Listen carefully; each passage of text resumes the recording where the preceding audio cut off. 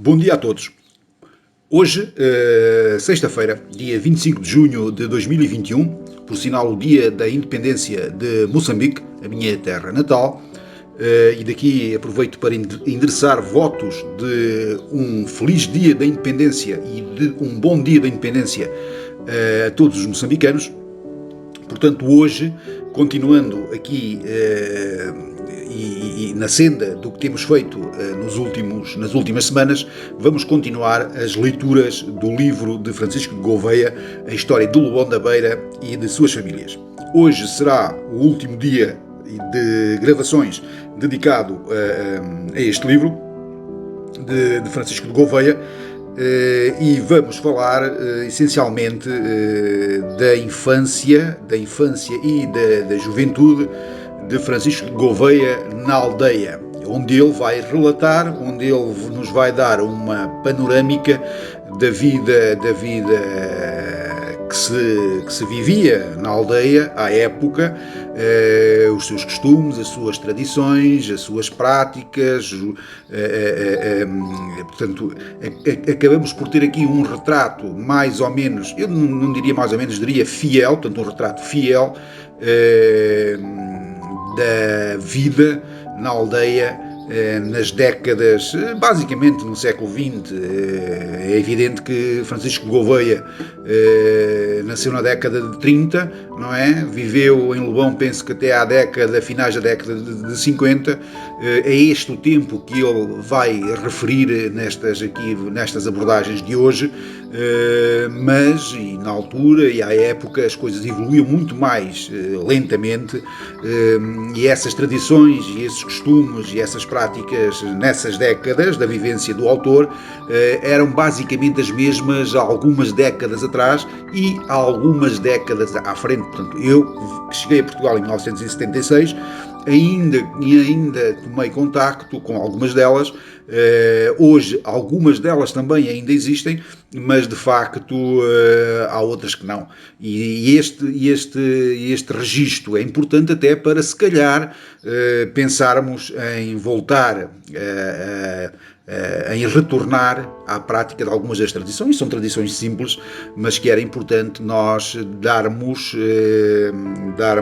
sequência para também as novas gerações poderem usufruir delas e eventualmente prolongá-las nas próximas décadas. Vamos então dar início à leitura. Portanto, estes textos vêm a partir da página 256 do livro e têm como título, como referi há pouco, Recordações da minha infância. Então, vamos passar a ler. A minha infância, passada em Lobão da Beira até 1955, traz à memória recordações que servem para os leitores compararem a vivência naquele tempo e a vida dos nossos dias. São coisas simples, contadas no dia a dia, no ano após ano, mas que servem para historiar as ocorrências daquela época. No Adro, jogava-se à bola todas as tardes, depois de sair da escola, e as equipas eram formadas à medida que aparecia mais um. O adro e a estrada eram de terra batida, não havia bancos nem jardim. Todo o espaço era aproveitado para os jogos, até porque naquele tempo só havia 2 ou 3 automóveis na freguesia. Portanto, Francisco de Gouveia, e agora sou eu que estou aqui a fazer aqui um introito, Francisco de Gouveia, quando se refere ao adro, o adro é o que é hoje o Largo Cândido de Figueiredo. Os jogos terminavam com o escurecer do dia. Por vezes jogava-se à barra, ao peão, à bugalhinha e ao botão, jogos muito populares na época. Estes jogos também faziam parte do recreio da escola, onde apareciam o Armindo Mota Gomes, barbeiro, e o Alceu Carmelo, alfaiate, duas figuras simpáticas à rapaziada daquele tempo que apoiavam e aplaudiam os jogos. Para os jogos do botão, o Alceu ia buscar botões das fardas militares, trazidos do casão militar de Lisboa, atirava com eles para o recreio da escola, havia uma correria e um amontoado de corpos para ver quem conseguia apanhar mais botões, com grandes risadas dos foliões e dos professores. À noite, junto ao cruzeiro e nas escadarias da saudosa Dona Júlia, jogava-se às escondidas ou aos polícias e ladrões.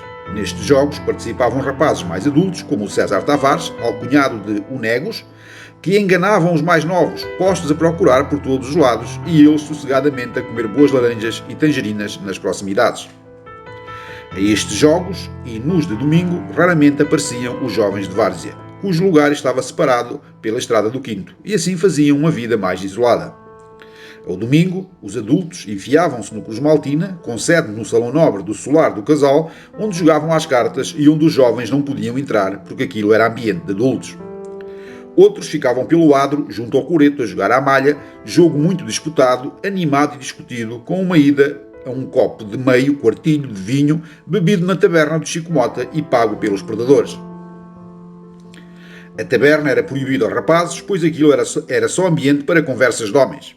Nos domingos de verão, a rapaziada do adro aproveitava para ir em grupo até ao porto do carro, tomar banho e aprender a nadar em volta do penedo do corral. O regresso era feito pela cisterna, onde as cerejas do Zé da Paz pagavam as favas.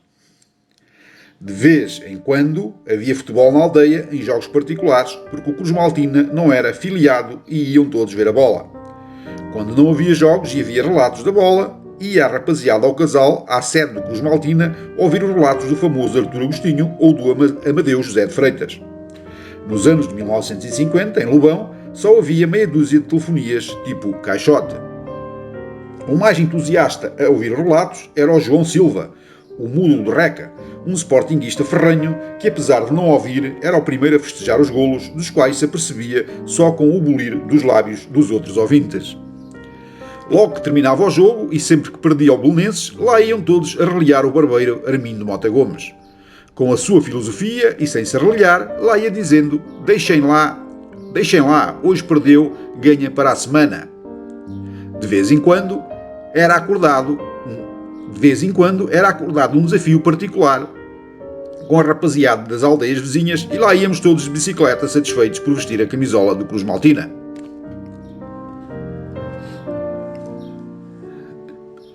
Agora passamos aqui, portanto, agora há aqui uma série de títulos e de pequenos textos sobre alguns acontecimentos, portanto, que Francisco de Gouveia narra. E agora vamos passar ao fim da Segunda Grande Guerra. Logo que foi assinado o armistício da Segunda Grande Guerra, o Conselho de Tondela festejou. Todas as sirenes tocaram, todos os sinos tocaram e houve foguetes por todo lado. Em Lobão, Carlos de Oliveira colocou uma pipa de vinho junto à casa do adro, com vinho e peixes do rio à descrição. Uns foguetes para o ar, e gritava-se: viva ao fim da guerra, viva ao fim da guerra. Todos festejaram, comeram e beberam ao som do tocar da sirene da fábrica da Naia, dos bombeiros de Tondela e do toque-rebate dos sinos de Lobão. Portanto, isto foi presenciado por Francisco Gouveia, portanto, ele continua aqui, portanto, são recordações da sua infância e da sua juventude. Leilão do Menino Jesus. Começava o ano, após as festas de Natal, e surgia ainda o adro do Cruzeiro com os restos da fogueira de Natal e a seguir a primeira festa em Dia de Reis. Havia no Dia de Reis, dia santo dispensado, um leilão no adro da igreja, onde eram leiloadas as prendas do Menino Jesus, oferecidas para esse efeito durante a quadra natalícia e destinadas a arranjar receitas para a igreja.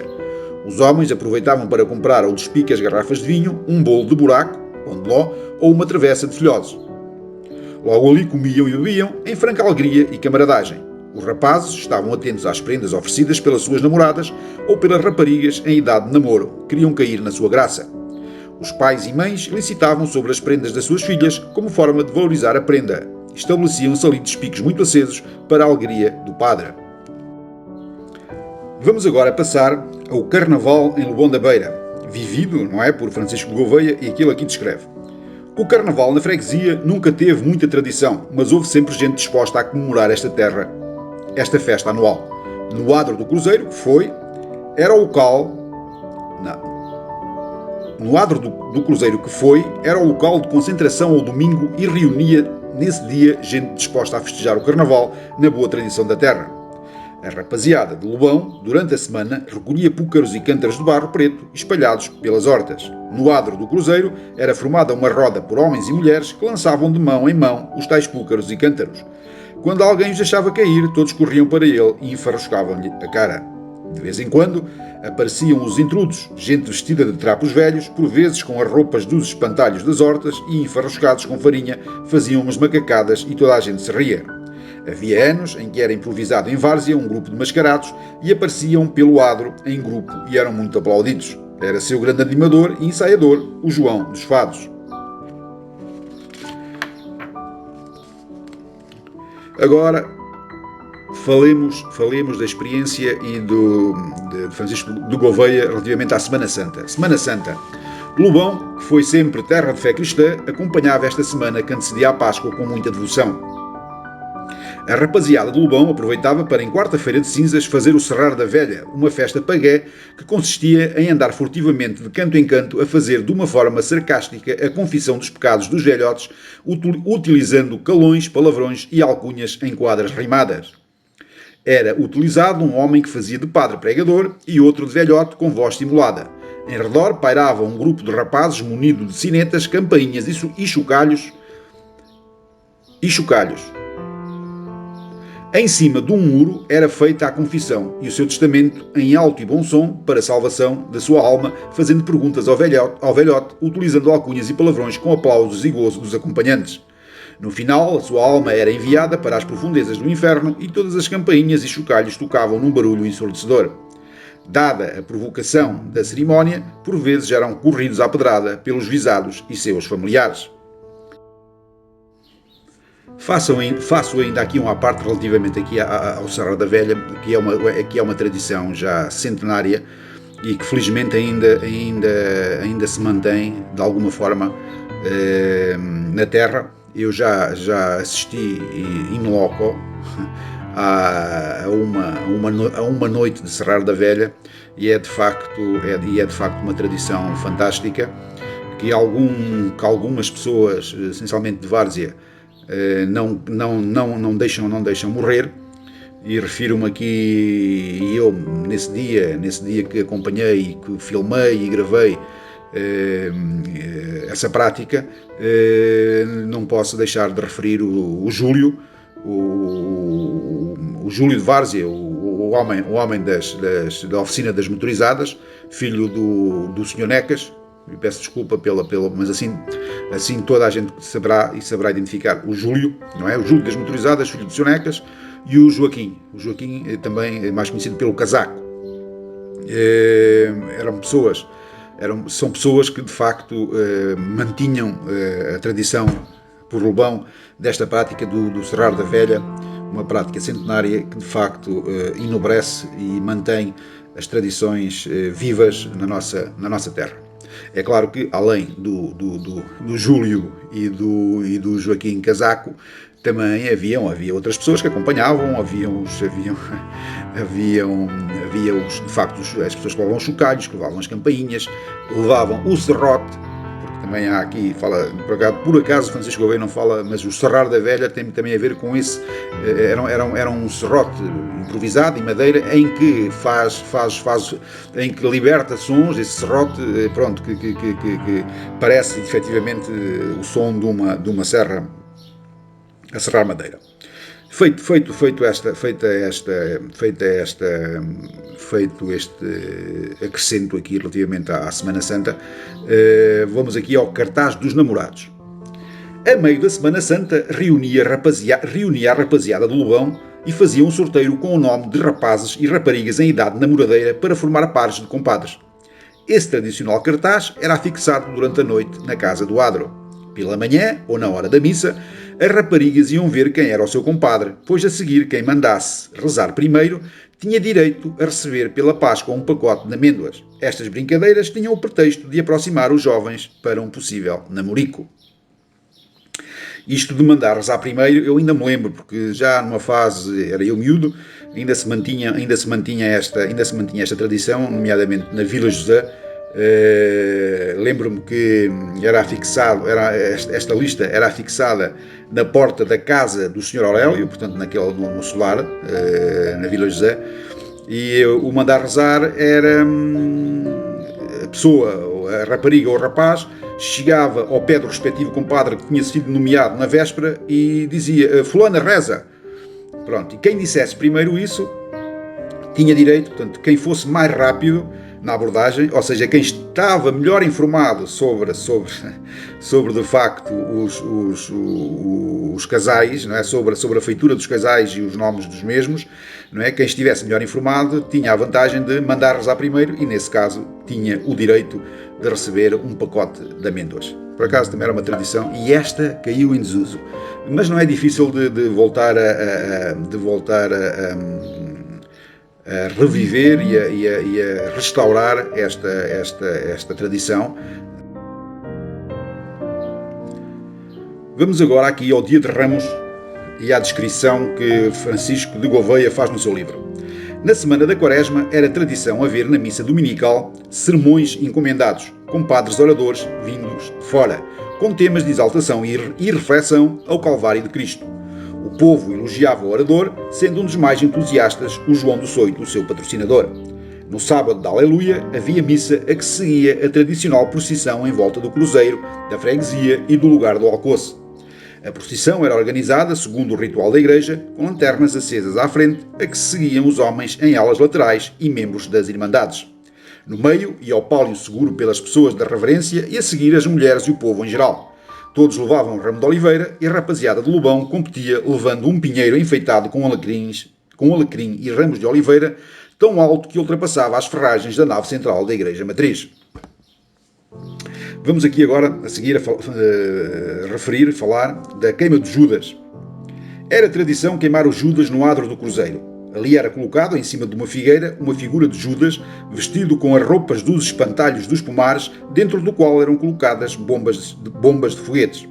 Ao tocar da Aleluia, nos sinos da torcineira, lançavam fogo ao rastilho do Judas, que ia sendo destruído com o rebentar das bombas, sendo a última e mais potente colocada na bolsa dos 30 dinheiros, símbolo da sua traição a Cristo. Em volta, uma multidão de populares assistia ao cumprimento desta tradição com alegria e satisfação. Portanto, esta queima de Judas também foi outra. Eu nunca assisti. Portanto, eu já vivo em Lobão desde 76, portanto nunca há de facto a queima de Judas em Tondela, que também é uma prática relativamente recente. A queima de Judas em Lobão, de facto, também caiu em desuso e nunca mais. Eu nunca vi pessoalmente e deixou, portanto, foi uma tradição que desapareceu e que também não era difícil fazer reviver. Depois, Francisco Gouveia fala aqui do domingo de Páscoa em Lobão. Pela manhã havia missa, que diziam ser a mais curta do ano, pois o padre tinha pressa em fazer a visita pascal. Após a missa, tocava o sino e saía a comitiva do padre, composta pelo padre vestido a rigor, o sacristão com o Cristo e 2 ajudantes com a caldeirinha da água benta. Seguiam-se os cobradores da congra, um com o cesto de recolher ovos e outro com o rol da congra a pagar em dinheiro pelo chefe da família. O povo vestia nesse dia as melhores roupas, algumas em estreia. As casas eram lavadas, limpas e enfeitadas para receber o Senhor. As ruas e as portas das casas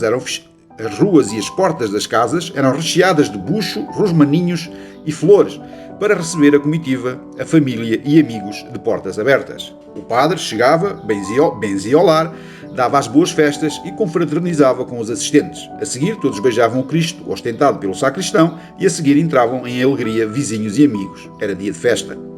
Havia grupos de jovens que corriam de casa em casa para festejar e apanhar amêndoas. De vez em quando um foguete para o ar. Era dia de festas alegres e depois da Páscoa, festas só pelo São João. Falemos então das festas de São João. O São João, que era o santo mais popular da freguesia, era inicialmente festejado no Largo da Capela, depois do Terreiro do Casal e ultimamente no Adro do Cruzeiro. No coreto tocava a banda, o povo em volta dançava, os balões e os foguetes ao céu subiam. A estas festas acorriam gente das freguesias vizinhas e vendedores feirantes com os seus doces de açúcar, os tradicionais pirulitos e os carros com pipos de vinho. Portanto, agora fala das férias de verão. Francisco de Gouveia fala aqui no seu livro das férias de verão. Lobão foi sempre terra de veranientes, como referia Egas Muniz no seu tempo, e para aqui vinham passar férias as famílias imigradas nos grandes centros urbanos durante o mês de agosto e setembro. Por aqui passeavam, liam romances nos pinhais do Uivado e das Eiras e descansavam à noite nos bancos do Adro. Durante a semana faziam visitas aos primos, de quem recebiam produtos agrícolas e contribuíam para passar umas férias baratas. Férias na Caparica e no Algarve não eram para todos e ainda não estava na moda. Vamos agora falar das vindimas em Lobão. As vindimas e as colheitas surgiam no fim de agosto e prolongavam-se por todo o mês de setembro, e para isso era mobilizada toda a mão de obra disponível. As vindimas eram feitas com alegria e azáfama, na qual participavam todos os familiares e amigos. Os proprietários locais viam nesta colheita o fruto de toda uma época de trabalhos no campo e com cujos rendimentos iam servir para equilibrar as suas finanças e ao mesmo tempo para comprar roupas para a sua casa e famílias. Para entreter os veraneantes, organizavam-se em serões as descamisadas de milho com cantares, muita alegria e petiscos. Sempre que surgia uma espiga de milho vermelho, o milho-rei, servia de pretexto para uma rodada de beijos e abraços. Agora vamos aqui falar das festas e da Feira de São Simão. Faz aqui uma alusão também, Francisco de Gouveia, aqui no seu livro, uma pequenina alusão. Depois das colheitas, surgia a Feira de São Simão, no fim do mês de outubro, onde se vendiam castanhas e nozes e toda a variedade de produtos agrícolas. Por ali apareciam os habituais feirantes vindos das redondezas. Ali se vendiam os célebres tamancos e as socas de madeira. Dia de festa tradicional na aldeia, muito conhecida em todo o país, onde se comiam os habituais torresmos de São Simão, onde se bebia a boa jerupiga de Lobão, ambiente que atraía milhares de forasteiros. Falemos agora do dia de finados. Com a chegada do mês de novembro, era a época de recordar os mortos, os nossos antepassados.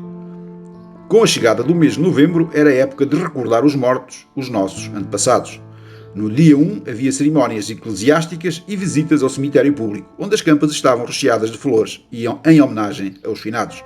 As festas em Lebon da Beira terminavam o ano com as festas de Natal, festas da família. Falemos agora do Natal em Lebon da Beira. Com o frio e por vezes a neve, chegava o mês de dezembro para festejar as festas de Natal. Estas festas, como as da Páscoa, eram pretexto para festejar em família, para vestir roupas novas e enfrentar o frio vindo da Serra da Estrela e do Caramulo. Em época de Natal, cantavam-se as boas festas, acendia-se a fogueira no adro, comia-se o tradicional bacalhau e as filhós. As boas festas, como aqui são designadas, são cantares feitos de porta a porta, em época natalícia, com versos rimados, alusivos a todos os membros da família, retribuídos com umas pequenas moedas. Os grupos de cantores eram constituídos por rapazes, a quem não faltavam os pastores, e ao passar pela fogueira de Natal, aproveitavam para se aquecer. Era tempo de inverno e de muito frio. O mesmo faziam as pessoas que iam à missa do Galo. As cantorias eram feitas na véspera de Natal, no fim do ano e no dia de Reis. Falemos agora da fogueira de Natal. Era organizada pela rapaziada de Lobão, que uns dias antes começavam a reunir troncos de árvores e a concentrá-los no adro. A fogueira ficava acesa desde a véspera de Natal até ao dia de Reis. Nela se aqueciam quem ia à missa, os cantadores, essencialmente à missa do Galo, os cantadores de boas festas e um numeroso grupo de homens que ali conversavam e conviviam durante toda a noite.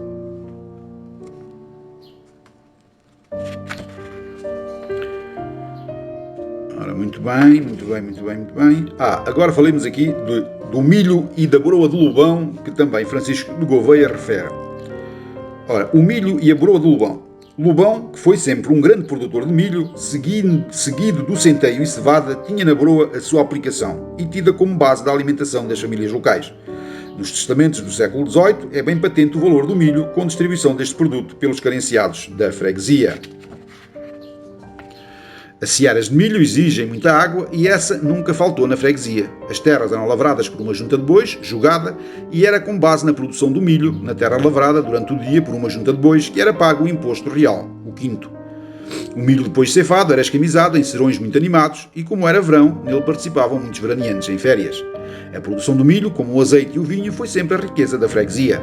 Nas várzeas e nas margens dos rios sempre se cultivou muito milho e, como diziam as inquirições antigas, a terra dava tudo o que nela se deitasse. Era também nas margens dos rios que havia vários moinhos de cereais junto às levadas. O moleiro vivia na cercania com a família, formando as póvoas de Lobão. A broa é um tipo de pão muito característico das Beiras e do Minho, ainda hoje com muito consumo.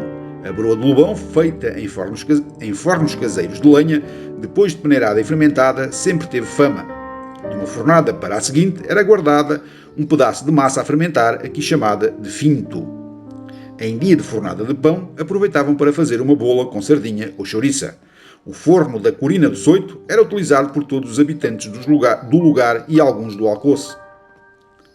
Se por ali apareciam as sardinheiras do Botulho, com muita sardinha, aproveitavam para fazer a bola ou, à falta da sardinha, faziam-na com chouriça caseira. Era também neste forno que se faziam os bons assados em dia de casamentos e o tacho grande de cobre já era conhecido na freguesia como o tacho dos casamentos.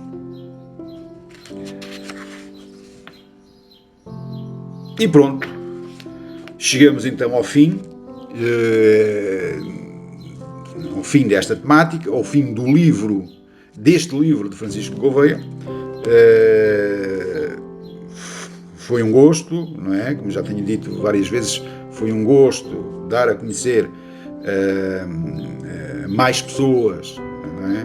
Isto fruto de facto do livro ser uma edição particular, uma edição limitada e não ser de acesso a toda a gente. Portanto, resolvi, de uma forma mais global, dar a conhecer a história de Lobão e das suas famílias através desta fórmula, não é?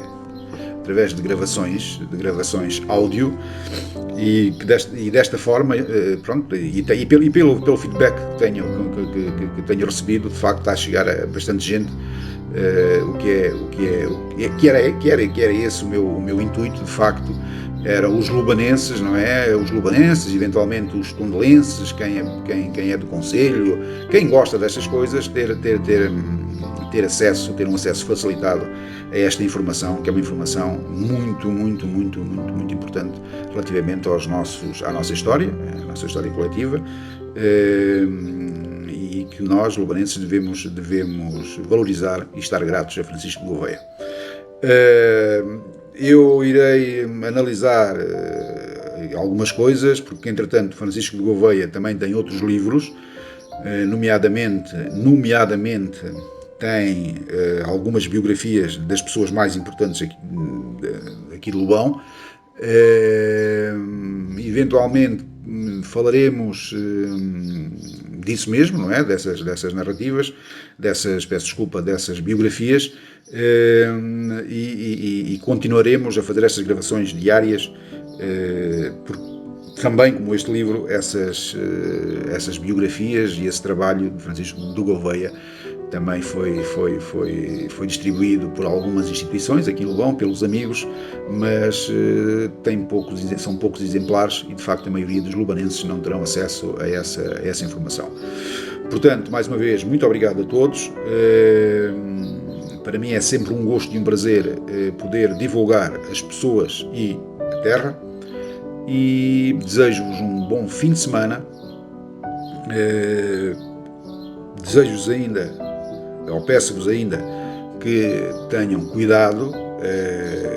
O Covid está aí novamente e em força. O Concelho de Tondela está a ser novamente fustigado com bastantes infecções e contágios. Portanto, temos de ter algum cuidado e temos de fazer a nossa parte. Então, muito bom fim de semana e até segunda-feira, se Deus quiser. Muito obrigado.